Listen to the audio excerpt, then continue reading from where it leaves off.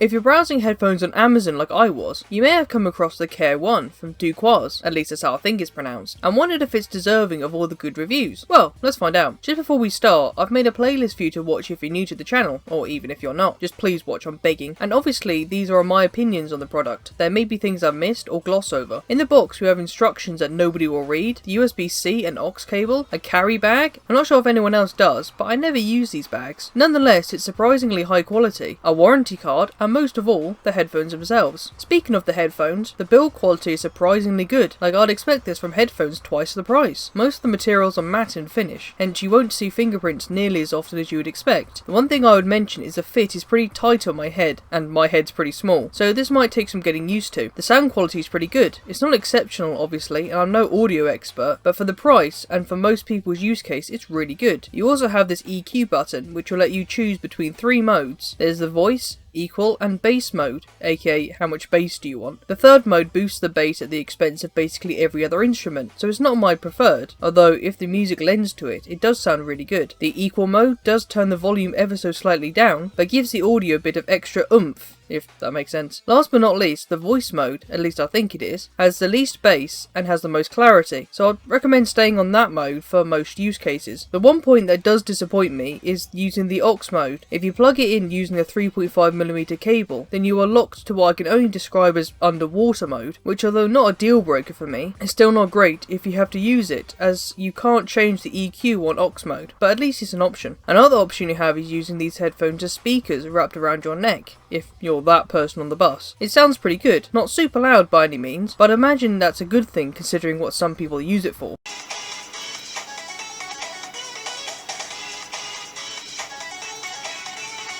The pairing process is good. So far I've had no issues with sound stuttering or glitching over Bluetooth. It's just paired, which is surprisingly uncommon with earlier Bluetooth products. However, I'll update the comments if anything changes, if I remember that is. You can also press the EQ button down for 3 seconds to reset any Bluetooth pairing if you need to. In conclusion, would I recommend these headphones to buy? Yes I would, at least from an initial impression standpoint, even at the normal price of £35, although it's even better when they're on sale. I can't comment on how they'll hold up over time, but if I remember, I'll update the comments in a few months' time as to how well they're doing, or make another video if people want that. A couple of smaller points before I wrap up this video. I like how the power button is a different texture to the others, as it makes it easier to find without looking at it. You know when the instructions tell you to charge it fully before use? Usually in my case it doesn't matter too much, but here the headphones sound noticeably better when fully charged, so keep that in mind if you do buy one. If none of that sold it for you, they say hi to you when powered on.